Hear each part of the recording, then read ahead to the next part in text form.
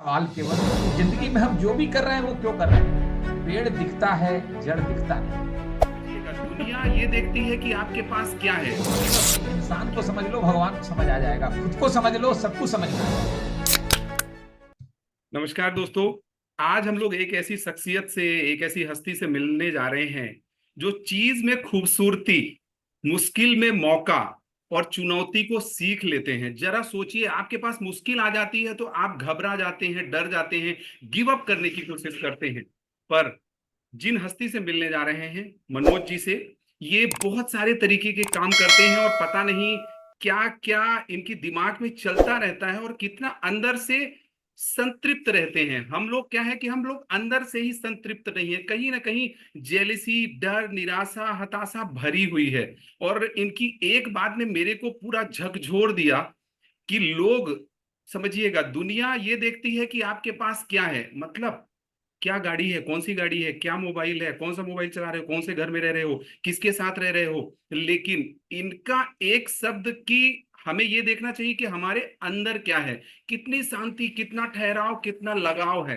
तो हम उनसे मिलने रहे हैं। मनोज जी, आपका बहुत बहुत स्वागत है। आपने समय दिया, क्योंकि आपका समय बहुत ही वैल्यूएबल है और हम लोग यही चाहते हैं कि ऐसे प्लेटफॉर्म में ऐसे लोगों को लाएं जिससे मानवता के लिए सर काम हो। आज पेट पालने के लिए तो कोई भी काम करता है सर। कोई दूध बेच के पैसा कमा रहा है, कोई दारू बेच के पैसा कमा रहा है, कोई गुटखा बेच के पैसा कमा रहा है। लेकिन आप मानवता के लिए जो एक नेक्स्ट लेवल पे काम कर रहे हैं, उसके लिए बहुत बहुत शुक्रिया सर। और आप थोड़ा सा हमारी कम्युनिटी को पहले अपने बारे में बताएंगे। प्लस दोस्तों, समझिएगा, कुछ ना कुछ रैपिड फायर राउंड होगा, कुछ ना कुछ ऐसी सीख मिलने वाली है, ऐसी की मिलने वाली है जिससे हमारा जीवन बेहतर होने वाला है। तो हाथ नहीं, अपने को थाम कर बैठिए, सचेत होकर के सुनिएगा मनोज जी को। Thank you, thank you, thank you Ravi ji. सबसे पहले बहुत बहुत धन्यवाद हमको इनवाइट करने के लिए और ये डिस्कशन के लिए। क्योंकि मैं एक चीज महसूस करता हूं कि डिस्कशन से काफी क्लैरिटी आती है और डिस्कशन होते रहना चाहिए। तो सबसे पहले मैं अपने बारे में बताऊंगा। मेरा नाम मनोज अग्रवाल है। मैं वाराणसी में सेटल हूं और 91 में मैंने इंडिपेंडेंटली बिजनेस कैरियर अपना यहाँ से शुरू किया था। और बिजनेस कैरियर शुरू करने के बाद एक समय, उस समय जब मैं कम एज का था, लगभग 20, 21, 22 साल का था, तो ये दीवानगी थी कि पैसा बहुत कमाना है। जी। और उसी दौड़ में मैं भी शामिल हो गया। लेकिन मैंने देखा कि जो लोग बहुत पैसा कमा चुके हैं, ऑलरेडी मेरे से बहुत बहुत बहुत आगे हैं, उनकी लाइफ में भी फ्रस्ट्रेशन है, उनकी लाइफ में भी चैलेंजेस हैं, उनकी लाइफ में भी फैमिली चैलेंजेस हैं, उनकी लाइफ में भी झगड़े हैं। तो वो बहुत सारी दिक्कतें हैं। तो समझ में आया कि वो पैसे से अमीर है, और मुझे एक बात समझ में आई कि कुछ ना कुछ मिसिंग है लाइफ में। पैसे के साथ साथ कुछ और कमाना पड़ेगा। तो कुछ वो मेरी एक सोच शुरू हुई कि क्या कमाना चाहिए, कहाँ मिसिंग है। और इसी दरमियान 99 में ईश्वर की कृपा से एक संत का सानिध्य मिला, और जहां से मेरी लाइफ में ट्रांसफॉर्मेशन शुरू हुआ। तो कहते हैं ना कि संत के बिना, ऊपर वाले के कृपा के बिना ट्रांसफॉर्मेशन नहीं आता, बदलाव नहीं आता। तो वहीं से मेरी जर्नी में बदलाव शुरू हुआ और मैं समझ पाया कि वो मिसिंग क्या है, वो चीज है जो छूट क्या गया है। क्योंकि हम सब पैसा कमाना चाहते हैं और पता है कि जिंदगी में पैसा कमा के हम खुश रहना चाहते हैं। अगर हम पूछें कि एक सवाल केवल कि जिंदगी में हम जो भी कर रहे हैं वो क्यों कर रहे हैं, तो सवाल का आंसर निकलेगा, हम खुशी हासिल करना चाहते हैं, खुश रहना चाहते हैं। जी। और अगर पूछेंगे कि इसके लिए सबसे पहली जरूरी चीज क्या है, तो इसमें कोई डाउट नहीं है कि पैसा है। बट मेरा सवाल है, खुशी के लिए जितना पैसा चाहिए दुनिया में आधे लोगों के पास है, फिर भी खुश नहीं है। सही है बीस सर। परसेंट लोगों के पास दोगुना पैसा है, लेकिन तो भी खुश नहीं है। 5% लोगों के पास 4 गुना पैसा है, 5 गुना पैसा है, तो भी खुश नहीं है। अपवाद कोई छोड़ दीजिए तो बात अलग है। और 2% लोगों के पास तो 25 गुना ज्यादा है, 50 गुना ज्यादा है, तो भी खुश नहीं है। तो वो मिसिंग क्या है। तब वहां से जब मेरी 99 से जर्नी शुरू हुई, तब मुझे चीजें समझ में आने लगी कि we have to world, outside and inside. इसको एक एग्जांपल से हम लोग समझते हैं जी। कि एक बीज को अगर हम जमीन में बोते हैं, तो एक पेड़ बाहर डेवलप होता है, ग्रो करता है, लेकिन उतना ही बड़ा पेड़ जमीन के अंदर भी होता है, जिसे हम जड़ कहते हैं। तो आप बताइए कि दोनों में सबसे ज्यादा इंपॉर्टेंट क्या है, पेड़ इंपॉर्टेंट है कि जड़ इंपॉर्टेंट है? जड़ इंपॉर्टेंट है सर। और आपने एक बात बोली मेरे अंदर से कहीं ना कहीं, वो ही कि हम लोग आज की डेट में अपने पूर्वजों को भूलते जा रहे हैं सर, अपनी मानवता, अपनी संस्कृति को भूलते जा रहे हैं। बहुत ही शब्द आपने बोला है, जस्ट उसको इलाबोरेट करिए, बहुत मजा आने वाला है सर। तो दैट इज द इंपॉर्टेंट कि जो जड़ है अंदर, अब अगर पेड़ को पूरा काट दिया जाए और जड़ है तो वापस से पेड़ आ जाएगा। अगर पत्ते सूख रहे हैं तो पत्तों को पानी हम नहीं देते हैं, जड़ को पानी देते हैं। यानी जड़ से निकल करके वो पत्ता बना है, यानी इनसाइड से आउटसाइड है। इसी तरह मनुष्य के जीवन में भी इनसाइड और आउटसाइड हम दोनों तरफ ग्रो करते हैं। बाहर जो हम ग्रो करते हैं वो कैरियर है, और अंदर जो ग्रो करते हैं वो कैरेक्टर है, वो जीवन है। जीवन का संबंध हमारे अंदर की ग्रोथ से है। अगर हस्बैंड वाइफ 5-5 लाख रुपया कमा रहे हैं, कैरियर बहुत अच्छा है, लेकिन अंदर की ग्रोथ नहीं है, तो जीवन अच्छी नहीं होगी। लेकिन हस्बैंड वाइफ अगर 1-1 लाख रुपया ही कमा रहे हैं, 50-50 हजार कमा रहे हैं, लेकिन अंदर की ग्रोथ बहुत ज्यादा है, तो जीवन बहुत अच्छी होगी। बट चैलेंज यहाँ क्या है, पेड़ दिखता है, जड़ दिखता नहीं है। और जड़ दिखता नहीं है तो हम क्या करते हैं कि जो पेड़ में प्रॉब्लम दिखता है उसे डेकोरेट कर देते हैं, उसे परसोना की तरह सजा देते हैं। वो सजावट नकली है, वो जड़ से नहीं जाएगी। जड़ को ठीक करेंगे तभी वो ठीक होगा। तो आम जिंदगी में भी हम यही करते हैं कि अपने आप को बाहर से सजा लेते हैं। बाहर जो है वो हमारी जरूरत है, हमारी नीड है। बाहर जो भी चीजें हैं वो साधन है। गाड़ी हमें यहां से वहां पहुंचा सकती है 10 किलोमीटर दूर, गाड़ी का अपने आप में कोई लक्ष्य नहीं है। ट्रेन हमें कहीं पहुंचा सकता है। बहुत सही बात सर, बहुत सही। ट्रेन हमें पहुंचा सकता है, लेकिन हमने किन कैरेक्टर्स के जरिए पहुंचना मैं है। मैं भी और अच्छे से क्लियर करता हूं। जी तो बाहर जो भी चीजें हैं वो सब साधन है, साध्य नहीं है, लक्ष्य नहीं है। What my point? जी लेकिन बाहर साधन है और जीवन लक्ष्य है। अंदर की ग्रोथ जो है वो लक्ष्य है हमारा। जीवन का ग्रो करना ये लक्ष्य है। हमने जिंदगी को उल्टा कर लिया है कि जो साधन है उसको साध्य बना लिया है, बाहर की ग्रोथ को लक्ष्य बना लिया है, और जीवन को साधन बना लिया है। दिस इज द मेन की पॉइंट जहां से हमारी दिक्कतें शुरू होती है जीवन में। जैसे मैं एक एग्जांपल देता हूं कि एक कटोरी में रसगुल्ला है और रसगुल्ला खाना हमारा लक्ष्य है। तो रसगुल्ले को खाने के लिए प्लास्टिक की भी चम्मच हो सकती है, लोहे की भी हो सकती है, स्टील की भी हो सकती है, पित्तल की भी हो सकती है, चांदी की भी हो सकती है, सोने की भी हो सकती है। तो चम्मच जो है वो साधन है, रसगुल्ले को खाना लक्ष्य है। हम चम्मच में ही अटक जाते हैं और रसगुल्ला छूट जाता है। जी this is the whole philosophy. तो खुशी जिंदगी में तभी मिलेगी जब हम अंदर से ग्रो करेंगे। इसका मतलब ये नहीं है कि हमें बाहर से ग्रो नहीं करना है। जी हम बाहर भी ग्रो करेंगे और अंदर भी ग्रो करेंगे। जीवन का संबंध अंदर से बाहर है, इनसाइड आउट है लाइफ। अगर हमारा अंदर का जड़ सूख रहा है, बाहर से हम कितना ही डेकोरेट कर ले तो हमें फ्रस्ट्रेशन आएगा, हमारे जीवन की समझ डेवलप नहीं होगी। इसलिए आप देखिएगा कोई भी व्यक्ति बायोडाटा बनाता है तो बायोडाटा में जब भी लिखता है तो क्वालिफिकेशन लिखता है। हमने स्कूल कॉलेज में जो हम लोगों ने पढ़ाई किया है वो क्वालिफिकेशन है। जो जीवन की पढ़ाई हम करते हैं वो एजुकेशन है। एक और मिनट जीवन को बताइए समझेंगे, सर, फिर से बताइए, जीवन फिर को से बताइए। समझेंगे तभी जीवन को समझेंगे। जी जीवन की पढ़ाई करेंगे तभी जीवन की समझ आएगी। फिजिक्स को पढ़ेंगे तो फिजिक्स की समझ आएगी, केमिस्ट्री को पढ़ेंगे तो केमिस्ट्री की समझ आएगी। और जब जीवन को समझेंगे तब जीवन की चुनौतियों को हम फेस कर पाएंगे।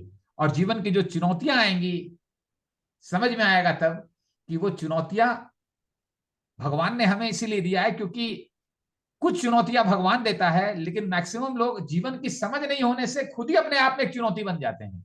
भगवान ने तो 2-4 गड्ढे दिए हमें ग्रो करने के लिए, लेकिन 25-50 गड्ढे तो हम खुद ही बना लेते हैं। जी तो जी जी एटलीस्ट हमारे वाले गड्ढे साफ हो जाएंगे, और भगवान ने जो गड्ढे दिए हैं वो हमें गिरने के लिए, उठने के लिए, उससे निकलने के लिए, मेच्योर होने के लिए दिए हैं। तब ये बात समझ में आने लगेगी, तब हम लाइफ में रिएक्ट नहीं करेंगे, लर्निंग मोड में आ जाएंगे। बाहर दुनिया में केवल केवल हमारी जरूरत है, नीड है। कोई कहता है कि मर्सिडीज खरीदना मेरा ड्रीम है, तो मैं कहता हूं गाड़ी हमारी नीड है, अंदर से ग्रो करना ये हमारा ड्रीम है, ये जी। हमारा पर्पस ऑफ लाइफ है। खुशी और आनंद उसी से मिलेगी। तो जब इस बात का एहसास होता है, और सबसे बड़ी बात है कि हमारे शास्त्रों में हम लोग बहुत भाग्यवान हैं कि हमारे देश में हमारे ऋषि मुनियों ने, संतों ने, महात्माओं ने बहुत अंदर की दुनिया में काम किया। उस अंदर की ग्रोथ को धर्म कहते हैं, बाहर की ग्रोथ को विज्ञान कहते हैं। बाहर की ग्रोथ के लिए विज्ञान की जरूरत होती है, विज्ञान उसमें सहायक है। तो अब सवाल है कि अंदर की ग्रोथ दिखती नहीं है। अंदर से हम जब ग्रो करेंगे तो दो ही लोगों को पता चलेगा, तीसरे को पता नहीं चलेगा। किसको एक किसको? खुद को पता चलेगा और जी। एक ऊपर वाले को पता चलेगा। कई लोग मुझे कहते हैं कि बड़े बड़े लोग हैं दुनिया में, इतना कामयाब है, सब कुछ है। तो मैं बताता हूं कि ईगल जो है वो बहुत ऊपर उड़ता है आकाश में, जी। सबसे हाईएस्ट में उड़ता है, लेकिन उसकी नजर हमेशा नाले में पड़े हुए मांस पे होती है। इससे कोई मैटर नहीं करता हम कितना कामयाब हैं, हमारे जीवन का तल कहाँ है, हम जीवन किस लेवल पर जी रहे हैं, इससे मैटर करता है। मुझे बहुत लोग बोलते हैं कि वो व्यक्ति इतना पैसा कमा रहा है, वो इतना पैसा कमा रहा है, वो इतना कमा रहा है, वो ऐसे कर रहा है। ये कंपैरिजन इसीलिए है कि हम अंदर से ग्रो नहीं किए। देखिए मैं बताता हूं, मुझे एक व्यक्ति ने बोला, रवि जी, कि मैं बड़े बड़े लोगों के प्रेशर में आ जाता हूं। मैंने बोला बड़े लोग मालूम है आपको क्यों नजर आते हैं? क्योंकि दुनिया में भी छोटे लोग नजर आते हैं आपको। बहुत बहुत गहरी बात है सर कि बड़े लोग इसलिए नजर आते हैं कि छोटे लोग भी हैं, कहीं ना कहीं कंपैरिजन। जिस और दिन छोटे लोग नजर नहीं आएंगे, जिस दिन छोटे लोग नजर नहीं आएंगे, उस दिन बड़े भी नजर नहीं आएंगे।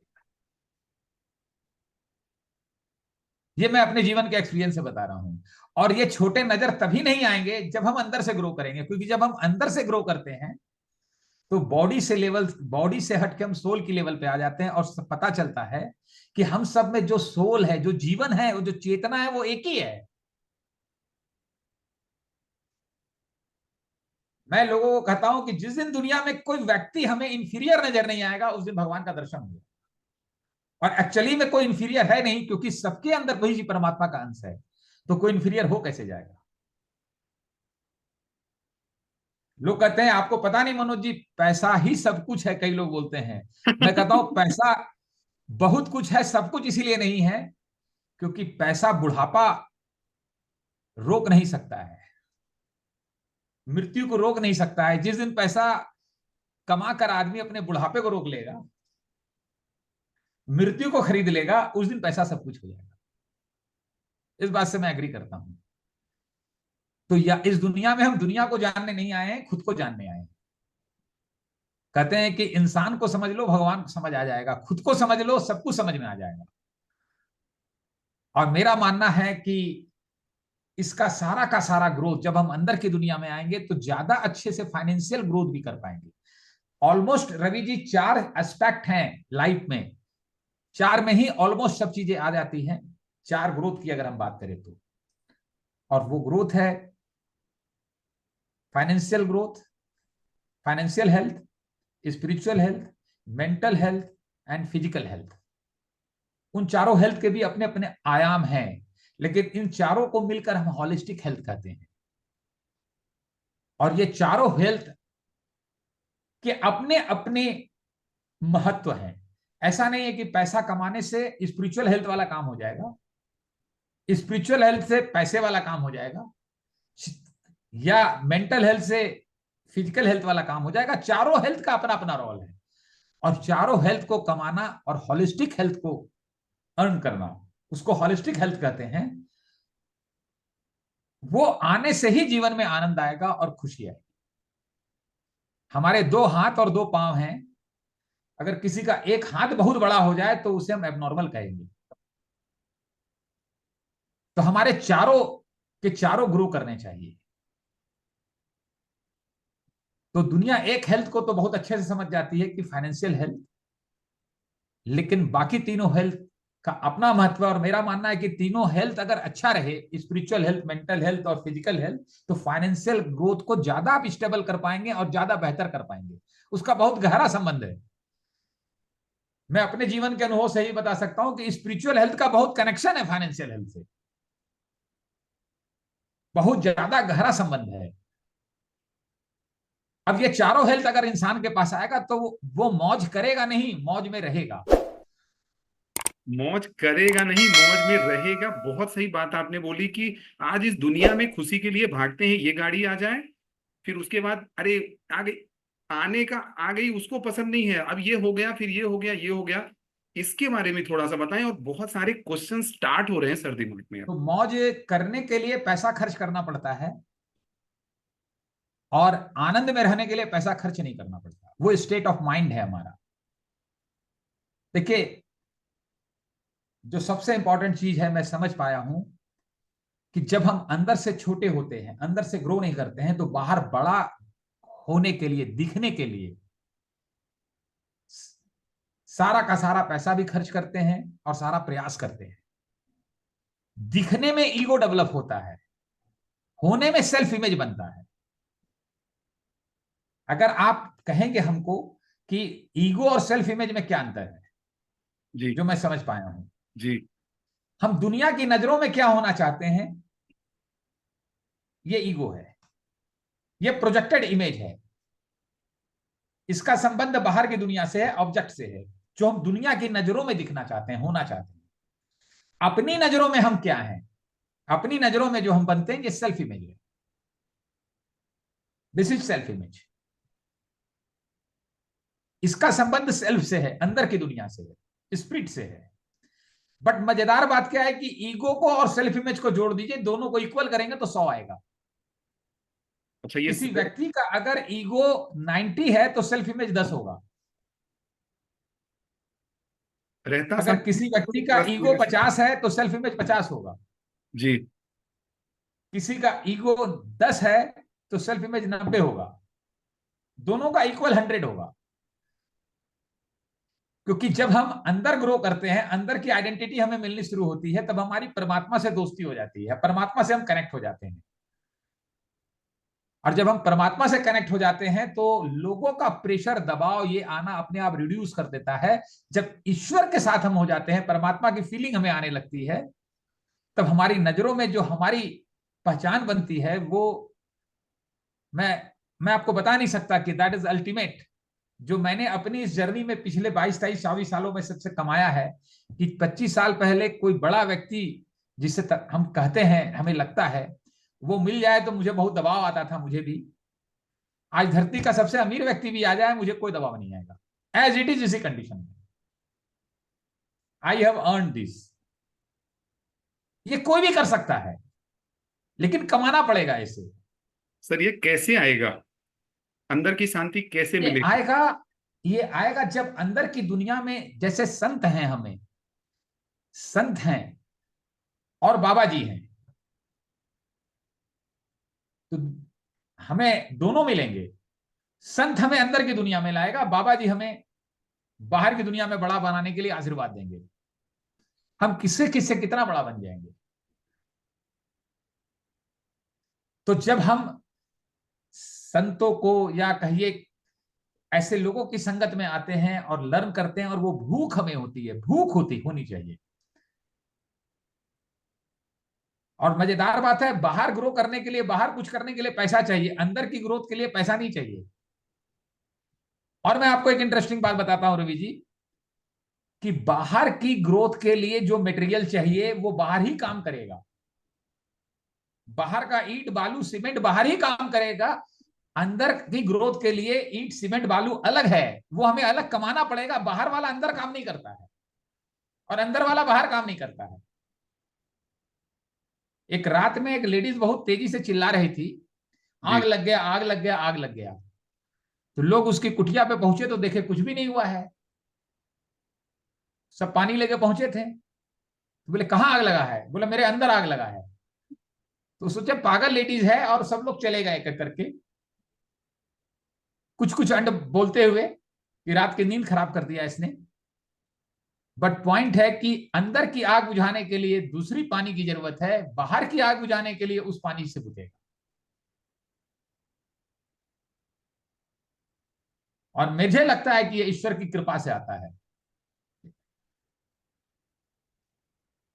जब अंदर हम ग्रो करेंगे क्योंकि अंदर का चीज दिखेगा नहीं, कहीं दिखेगा नहीं। आप देखिए कि जो चीज दिखता है वहां पर हमें खर्च करने में बहुत अच्छा लगता है, क्योंकि हमारा ईगो सेटिस्फाई होता है। लेकिन कोई चीज मेरे जीवन के लिए अच्छा है और उसको हम लगा दें अपने ऊपर, लेकिन वो दिखता नहीं है तो हमारा उसमें इंटरेस्ट नहीं आता, क्योंकि वो दिख नहीं रहा है। अगर कोई ऐसी चीज मिले हमें, कोई बर्तन में हम कुकिंग करें और उस कुकिंग में ऑयललेस कुकिंग हो और हमारा लीवर अच्छा हो जाए, तो वो 10,000 15,000 रुपए का है तो उसको खरीदने में इंटरेस्ट नहीं आएगा, लेकिन झूमर लगाने में 2 लाख का जरूर इंटरेस्ट आएगा। क्यों? झूमर दिख रहा है, लीवर दिख नहीं रहा है। ये दिखने के लिए तीसरी आंख चाहिए। जब हम अंदर से ग्रो करते हैं तब तीसरी आंख खुल जाती है हमारी। इसी का नाम शिवत्व है। ये शिवत्व ही हमें कमाना पड़ेगा उस आनंद के लिए, परम आनंद के लिए।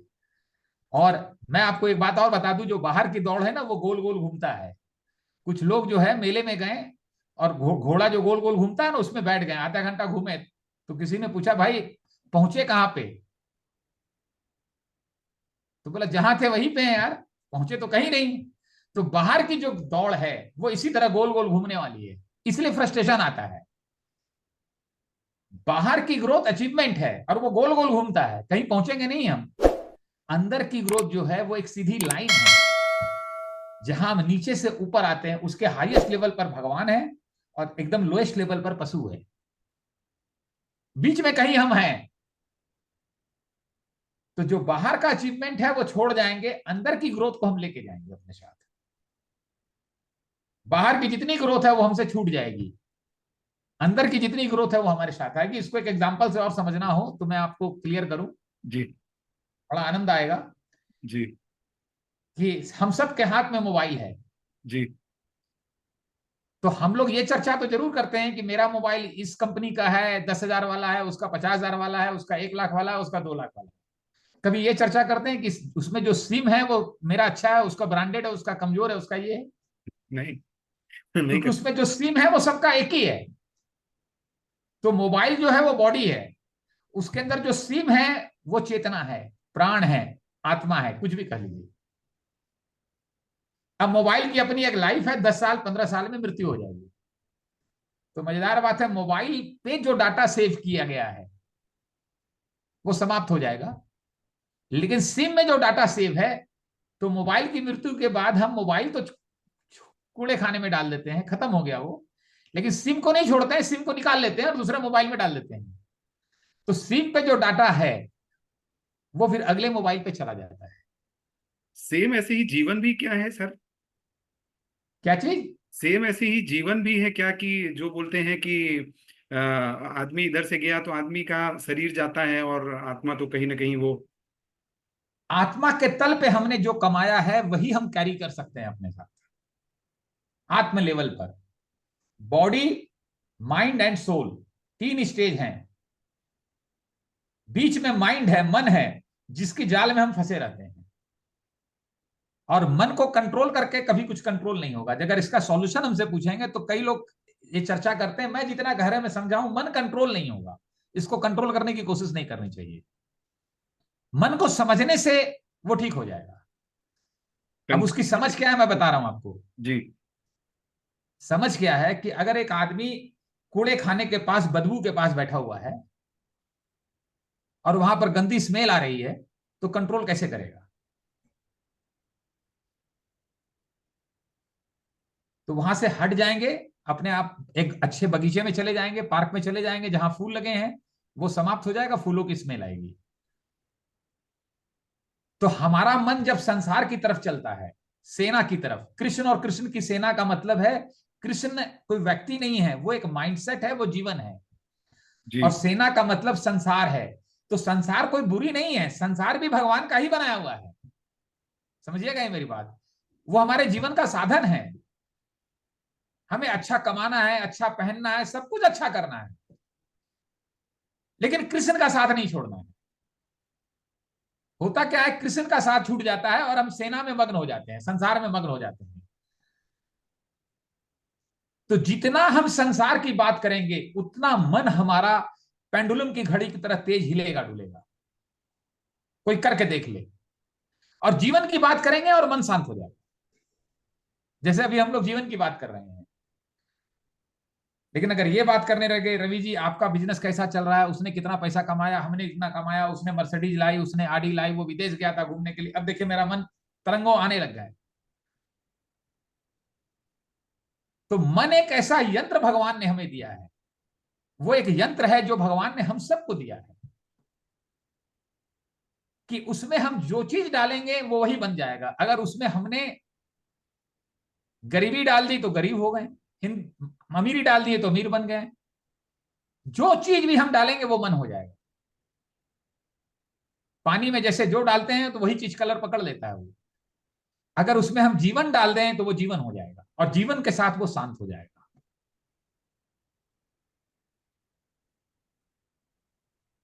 कोई रॉकेट साइंस नहीं है इसके अंदर, लेकिन जब ये अनुभव में आएगा चीजें, जब ये बातें समझ में आएगी, सुंदर दिखना नहीं है, सुंदर होना है। धार्मिक दिखना नहीं है, धार्मिक होना है। होने में खुशी आनंद है, दिखने में डर है, दिखने में फियर है। क्योंकि दिख रहे हैं तो फियर है कि पता ना चल जाए हम हैं कि नहीं है। और व्हाट माय पॉइंट? अधिकतर लोग सर दिखावे की ही कोशिश करते हैं कि मेरे पास ये है, मेरे पास ये है। और जब वो नहीं रहता है तो वो कहीं ना कहीं इंफीरियरिटी में आ जाते हैं, कुछ गलत कदम उठाते हैं। शायद उसका पॉइंट यही है।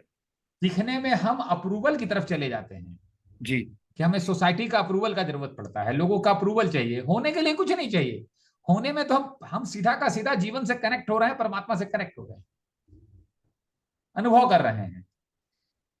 फिर एक स्टेज पे क्या होगा, हम जो ये गेम में शामिल हैं दुनिया में, ये बड़ा है, ये छोटा है, ये अमीर है, ये गरीब है, कंपेरिजन है, कंपटीशन है, ये सब धीरे धीरे रिड्यूस होने लगेगा। और आप एक ऐसी स्थिति को प्राप्त करेंगे कि ना कोई छोटा रहेगा ना कोई बड़ा रहेगा। हम आदमी हैं केवल, आप ऐसे समझ लीजिए, जब हमारा जन्म हुआ था तो हम केवल स्पिरिट थे, केवल आदमी थे। जो जन्म के समय थे हम आदमी थे, वही सत्य है। हम जो बने हैं वो हमारा रोल है, वो सत्य नहीं है। आदमी है, पति बना है, शादी कर लिया तो पति बना। अब बाय डिफॉल्ट उसको एक सास भी मिल गई, एक साली साहिबा भी मिल गई, साले साहब भी मिल गए, कई रिश्तों का निर्माण हो गया। बट पॉइंट है कि अगर डाइवोर्स हो गया तो वो सारे रिश्ते कहां गए? वो सत्य नहीं है, वो बने हैं, वो हमारे रोल हैं जिसे हमें प्ले करना है। हम अपने जो हम हैं, आदमी हैं, वो हमारी ट्रू आइडेंटिटी है। जो हम बने हैं वो वर्चुअल आइडेंटिटी है। तो पहला मैंने आपको जीवन और साधन वाली बात बताई थी, साधन और साध्य वाली बात बताई थी। दूसरी यही है कि हम अपनी वर्चुअल आइडेंटिटी को, जो अपने रोल को अपनी आइडेंटिटी समझते हैं। जो हम बने हैं वो ईगो है। जैसे पानी से बर्फ बना, ठीक है, तो पानी है, बर्फ बना है, अब वो वापस डिसॉल्व होकर पानी बन गया। Got my point? जी। तो हमें पानी का पानी नहीं रहना है, बर्फ बन के जो पानी बनने की वापस प्रक्रिया है, इसी को मोक्ष कहते हैं। हम अपने वापस स्वरूप में आ गए, इसी को मोक्ष कहते हैं। तो वो बनना भी जरूरी है, तभी तो जीवन का अनुभव आएगा ना, तभी तो एक्सपीरियंस आएगा, तभी तो हम मैच्योर्ड होंगे। और एक बात ध्यान में रखिएगा, दुखी जो बनता है वो होता है, जो है वो दुखी नहीं होता, वो परमात्मा का अंश है, वो गॉड से कनेक्टेड है। आदमी परेशान नहीं होता, पति परेशान होता है, पत्नी परेशान होती है। वो जो हमारी उपाधि है, जो हमने ऊपर से बना लिया अपने को। What my point? सही है सर, सही है। मतलब जब परिस्थिति आए, जैसी परिस्थिति आ गई, तो हमें वहां पे क्या करना है सर, कैसे ओवरकम करना है? क्योंकि हम लोग सबसे तो। पहली चीज, कोई भी चैलेंज आ गया ना रवि जी, जी। तो एक चीज है जो समझने की, जब जब हम अंदर ग्रो करते हैं ना, तो जीवन की समझ आती है, अनुभव होता है। तब हमारा एटीट्यूड ये होता है कि हम दुनिया को ऑब्जर्व करने के बजाय अपने को ऑब्जर्व करने लगते हैं, अपने को देखने लगते हैं, और उससे सीख निकाल लेते हैं। तो जो दुख आता है, जो कहते हैं कि दुख आता है, दुख का जीवन में आना अलग बात है, और दुखी हो जाना अलग बात है। दुख सबके जीवन में आएगा, उसमें दुखी होंगे कि नहीं होंगे ये हमारी चॉइस है। अब अगर हम दुखी हो गए तो हमारे जितने भी रिसोर्स हैं वो सब अफेक्टेड हो जाएंगे। तो वो तो आएगा जाएगा चलेगा। जैसे मैं एक एग्जांपल से और बताता हूं, ये मेरा बहुत अच्छा मतलब मेरी अंडरस्टैंडिंग थी लाइफ के, कि जब मुझे हासिल हुई तो मुझे बहुत खुशी हुई थी। कष्ट और दुख में क्या अंतर है, इससे सब कुछ क्लियर हो जाएगा। एक जनरली लोगों को लगता है एक ही चीज है, एक जैसा ही लग रहा है सर जी। लेकिन मैं बताता हूं आपको। बाहर की जो हमारी जरूरतें हैं, रहने के लिए घर चाहिए, अच्छा भोजन चाहिए, बच्चों की पढ़ाई चाहिए, जीवन में पैसे का बेसिक दिक्कत ना हो हमें। तो जो मैं सबसे इंटरेस्टिंग चीज बता रहा हूं आपको कि कष्ट और दुख में क्या अंतर है, इसकी अंडरस्टैंडिंग जब मुझे समझ में आई, जी। इट वॉज अल्टीमेट, मुझे बहुत बहुत आनंद आया। तो कष्ट क्या है कि जब हमारे शरीर की जरूरत पूरी नहीं होती है तो कष्ट होता है। जैसे हमें एक अच्छा घर चाहिए, पहनने के लिए ठंडे में अच्छी जैकेट चाहिए, अगर वो जैकेट नहीं मिलेगा तो ठंड लग रहा है, तो ये कष्ट है। ठीक है। अच्छा भोजन चाहिए, अच्छी गाड़ी चाहिए ताकि हम गर्मी में आराम से गाड़ी से आ जा सके, ये चीजें नहीं मिलती है तो कष्ट है। तो अगर एक इंसान 2 लाख 2.5 लाख 1.5 लाख रुपया महीना कमाने लगता है तो कष्ट धीरे धीरे चला जाता है एक स्टेज के बाद। और मजेदार बात है कि शरीर को हमें अपने आप को जरूरत से ज्यादा कुछ दे दिया तो कष्ट बढ़ जाता है। हमें खाने के लिए 3 ही रोटी चाहिए, अगर 4 5 खा लिए तो कष्ट बढ़ जाएगा। ठीक है ना। जी तो जी जी। बाहर का ग्रोथ कष्ट से रिलेटेड है, बाहर की ग्रोथ जैसे जैसे होती है कष्ट चला जाता है। लेकिन मजेदार बात क्या है जो समझने की है, कि पैसा इंसान चाहे 2 लाख 3 लाख कमाएगा तो कष्ट चला जाएगा, धीरे धीरे खत्म हो जाएगा, जीरो हो जाएगा। लेकिन कितना ही पैसा कमा ले वो, 1 करोड़ रुपया महीना कमा ले, दुख नहीं जाएगा। दुख तभी जाएगा जब अंदर की ग्रोथ होगी, अंदर की ग्रोथ होगी तो वो सत्य में आएगा, तब वो बॉडी से सोल की लेवल पर चला जाएगा। जीवन में सत्य आएगा तभी दुख जाएगा ही। जिस एग्जाम्पल से मैं बता रहा हूं, हमारा बेटा, एक आदमी का बेटा 12th के एग्जाम में 75% नंबर लाया, और पड़ोसी का बेटा जो है वो 95% नंबर ले आया, टॉप कर गया शहर में। ऊपर से उसने एक डब्बा मिठाई और भेज दिया हमारे घर पे, उसके घर पे। जी। अब ये कष्ट होगा कि दुख होगा? ये कष्ट है सर, उसको देख करके ये लग रहा है दुख ना है, अपने। ये दुख है, कष्ट नहीं जी है, इसका संबंध कष्ट से नहीं है, ये दुख है जी। कि मेरा बेटा 75 हुआ, उसका ये हो गया। लेकिन अगर जीवन में सत्य आएगा तो समझ में आएगा कि मेरा बेटा है ही नहीं है, ये तो ऊपर वाले का बेटा है। उसका बेटा भी उसका नहीं है, ऊपर वाले का ही है। दोनों ऊपर वाले के ही बेटे हैं। वो 95 लाया तो वो कलेक्टर बन गया, इंजीनियर बन गया। ये कम लाया तो अच्छा बिजनेसमैन बन गया, कुछ और बन गया। मन हमेशा दो में देखता है, जब जीवन में सत्य आता है तो एक ही दिखता है। मन से जब भी कुछ देखेंगे तो दो दिखेगा, अमीर गरीब, सक्सेस फेल्योर। लेकिन जब जीवन पे चले जाएंगे तो सब चीज एक ही दिखेगा। इसलिए वो सॉन्ग है, दया करो प्रभु एक बने सब घर घर के आंगन में, सत्यम शिवम सुंदरम। जिसके जीवन में सत्य है वही सुंदर है। वही सॉरी, जिसके सूरत जीवन है में सर। सत्य है वही शिव है। और वो जो शिव, जिसका बाहर से आप हुलिया देखिए तो समझ में आएगा, हम इमेजिन भी नहीं कर सकते हैं। उसका ड्रेस देखिए, उनका भस्म लगाते हैं, भूतों के साथ रखते हैं, चंद्रमा लगाते हैं, पता नहीं कुछ भी नहीं है उनके अंदर। लेकिन उसी शिव की महिमा है बनारस में कि पूरी दुनिया से लोग आज उनके दर्शन के लिए आतुर हैं, क्योंकि उनके पास शिवत्व है, वो अंदर से सुंदर है। वही जो अंदर से सुंदर है वही सुंदर है, वही बताया गया है। पार्वती जी ने शिव जी को जब पसंद किया तो सारे देवता पहुंचे उनके घर में। माँ बाप के आगे सभी ने उनको डराया देवताओं ने कि अरे किस शिव को पसंद कर लियो, बाहर से हुलिया देखो, उसको देख के डर लगता है। तब पार्वती जी ने बोला आप लोग समझाइए मत मुझे, मुझे सब पता है। आप बाहर वाले शिव को जानते हैं, हम अंदर वाले शिव को जानते हैं।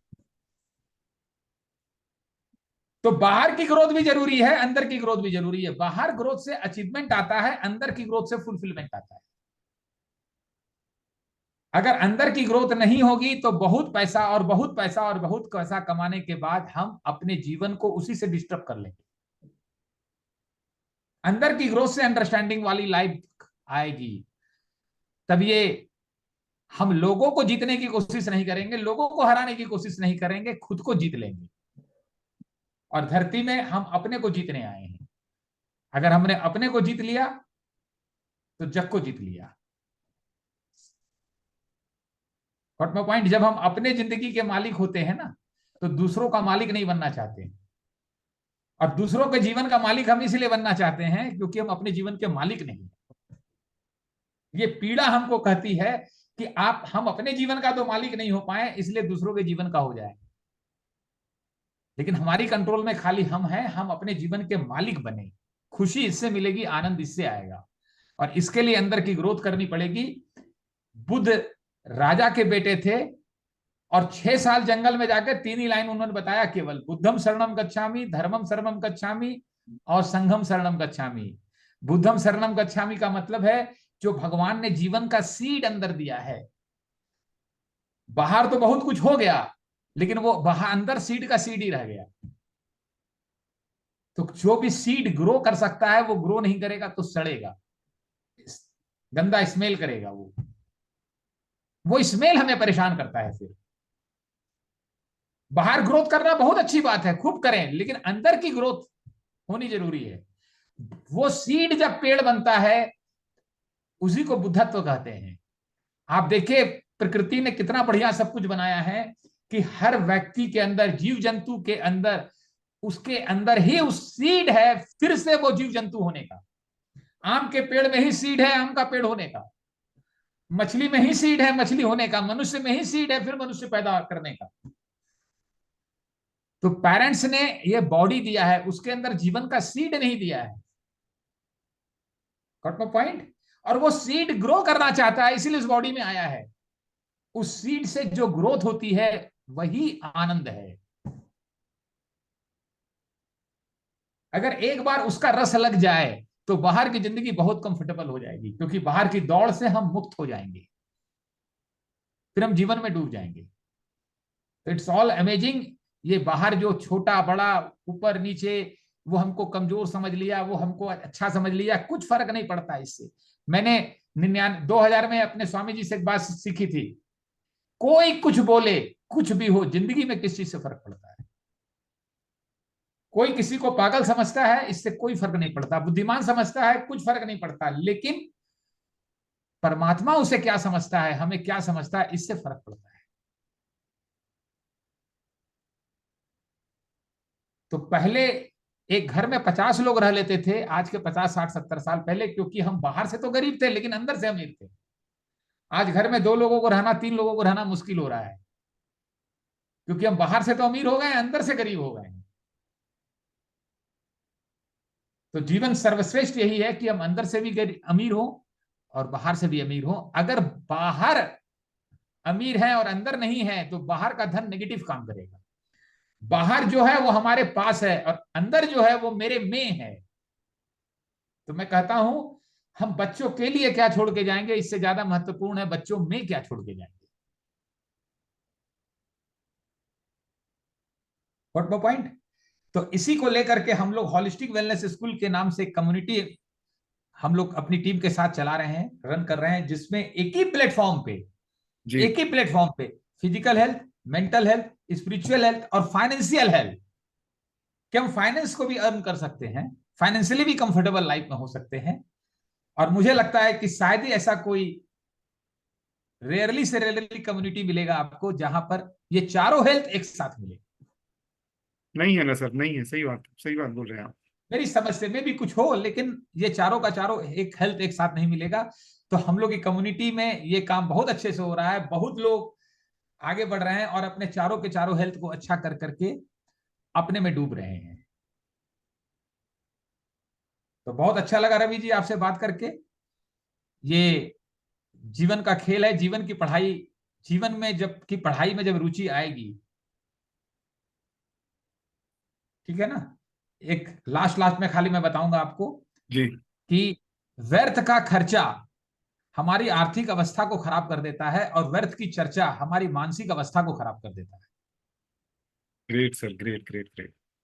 तो होलिस्टिक वेलनेस में हम लोग होलिस्टिक गॉसिप करते हैं, ठीक है, सारी बातें होलिस्टिक की करेंगे, होलिस्टिक डिस्कशन करते हैं, होलिस्टिक इंटरटेनमेंट करते हैं, और बहुत अच्छा लगता है, क्योंकि लाइफ को फुलफिलमेंट चाहिए, तृप्ति चाहिए। हम अंदर से तृप्ति अंदर होगी, बाहर नहीं होगी। बाहर हमारी जरूरत है, हम बाहर खूब कमाएं, खूब आगे बढ़े, जो भी कर रहे हैं, लेकिन अंदर की ग्रोथ होगी तो वो सारा का सारा बाहर का जो ग्रोथ है वो हमारे जीवन में, हमारे बच्चों के जीवन में पॉजिटिव वर्क करेगा। एक चीज मैं आपको लास्ट लास्ट में केवल और बताना चाहूंगा जी जी। अंदर की ग्रोथ की महिमा के बारे में, कि हमारे बाहर की अगर ग्रोथ होती है तो अंदर जो भी चीज हमारे है वो बढ़ जाएगा। अगर गुस्सा है तो और बढ़ जाएगा, दया है तो और बढ़ जाएगा, नफरत है तो और बढ़ जाएगा, ईगो है तो और बढ़ जाएगा, प्रेम है तो और बढ़ जाएगा। तो बाहर बहुत पैसा कमाइए, अंदर चेक तो कर लें कि क्या है।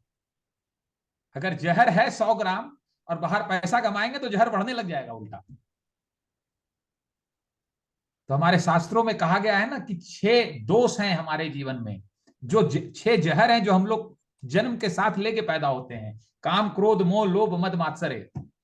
मात्सर्य का मतलब जलन, मत का मतलब घमंड, नशा, काम, क्रोध, मोह, लोभ हम समझ ही रहे हैं।